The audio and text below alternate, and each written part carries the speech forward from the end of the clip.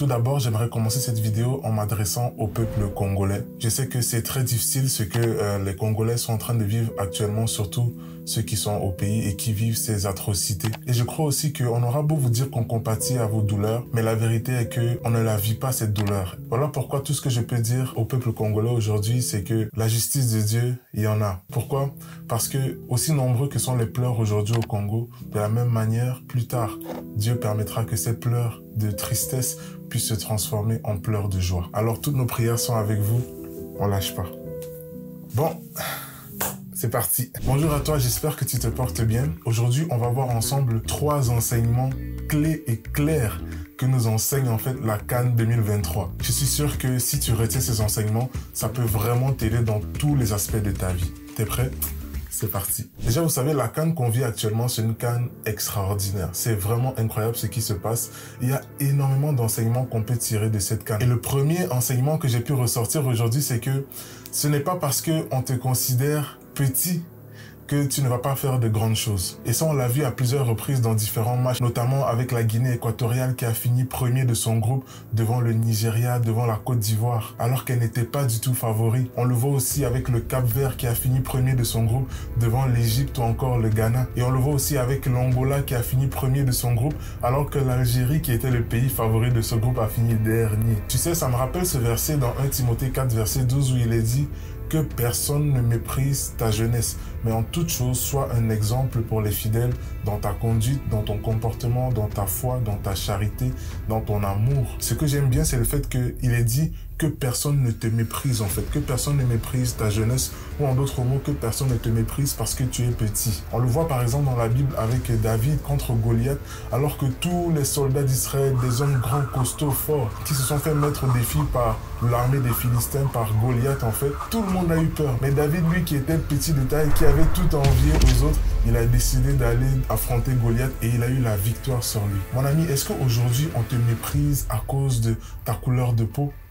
Est-ce qu'on te méprise à cause de tes rêves qui sont tellement grands? Peut-être que tu as des idées de business, que tu as des plans pour acheter des maisons, tu as des plans pour bâtir une entreprise, mais que tous les gens autour de toi sont en train de te décourager. Est-ce qu'on te méprise à cause de ton désir de marcher selon la volonté de Dieu? Parce que tu sais que marcher selon la volonté de Dieu dans cette société, c'est marcher à contre-courant de la société. Par exemple, tu veux te préserver avant le mariage, mais tu vois tous tes amis autour de toi en train de te critiquer, en train de te juger. Mais pourquoi est-ce que tu fais ça? Tu veux aimer tes ennemis, mais tes amis qui sont proches de toi te disent mais pourquoi est-ce que tu veux aimer quelqu'un qui ne t'aime pas? On te méprise parce que tu veux faire la bonne chose. Voici un conseil, mon ami, qui peut changer ta vie. N'aie pas peur d'être sous-estimé parce que c'est tout à ton avantage. Voici 3 choses qui arrivent lorsque tu es sous-estimé. Premièrement, lorsque tu es sous-estimé, tes adversaires te laissent tranquille parce qu'ils te rabaissent, parce qu'ils ne croient pas que tu es capable de les affronter. Deuxièmement, tu as la liberté de faire des erreurs. Pourquoi? Parce que les gens n'auront pas les regards fixés sur toi parce que de toute façon, tu ne vaux rien. Troisièmement, si tu es disciple de Jésus,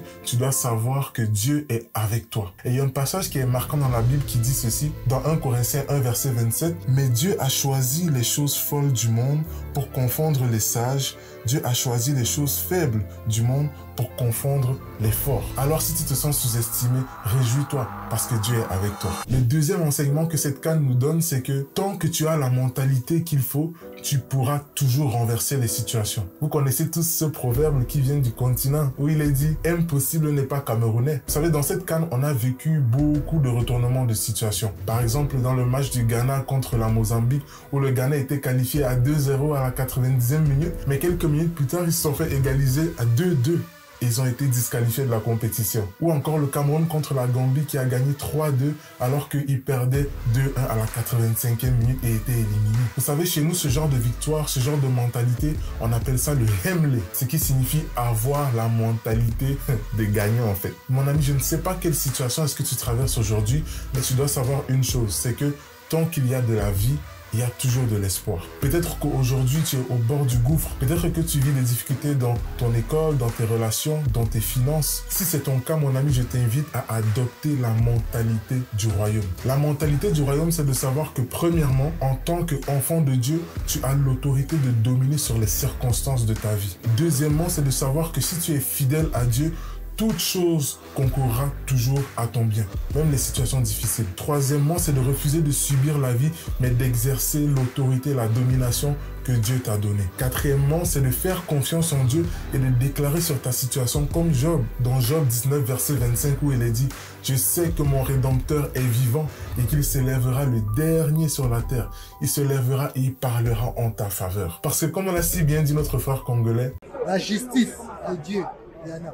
Le troisième enseignement que cette canne nous donne en fait et qui pour moi est la plus importante, c'est que aussi profond que peut être ta blessure, Dieu peut toujours te relever. Vous savez, de la même manière que dans cette canne, il y a eu des moments de joie, des moments d'étonnement, des moments de surprise. On a aussi connu des moments de pleurs, de deuil et de tristesse. Et c'est vraiment surprenant parce qu'on a vu des pères de famille, des mères de famille, des enfants en train de pleurer, toute une nation en deuil en fait. Je parle ici du pays organisateur, la Côte d'Ivoire, qui avait perdu 4-0 contre la Guinée équatoriale. Et vous savez, à ce moment-là, une blessure profonde, très profonde même, s'est créée dans le cœur de toute une nation. Et je sais que ce n'est que du foot, hein, mais peut-être que toi aussi dans ta vie, tu vis une situation pareille, où tout ton cœur, tout ton être, ou encore toutes tes émotions ont été chamboulées. Peut-être que tu as perdu un emploi, peut-être que tu as perdu un être proche qui est décédé, peut-être que tu as vécu une séparation, ou encore peut-être que le projet sur lequel tu avais parié ou mis tant d'espoir a fini par tomber dans l'eau. Et tout ça,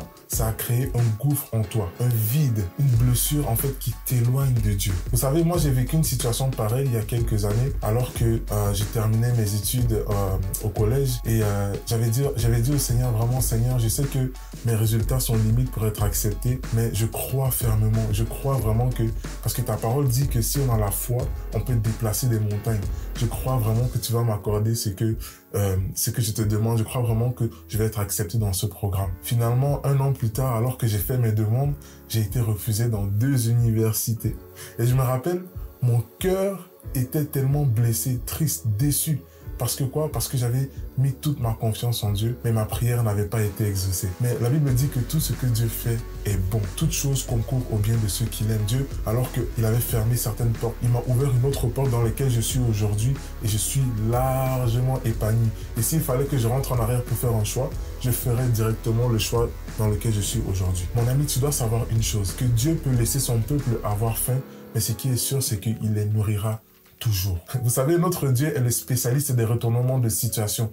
Il peut nous permettre de vivre une expérience traumatisante ou une expérience négative dans le but en fait de nous préparer au moment de gloire qui s'en viennent dans notre avenir. À l'heure où je vous parle, la Côte d'Ivoire qui était sur le bord de l'élimination il y a quelques semaines va demain jouer la finale de la compétition.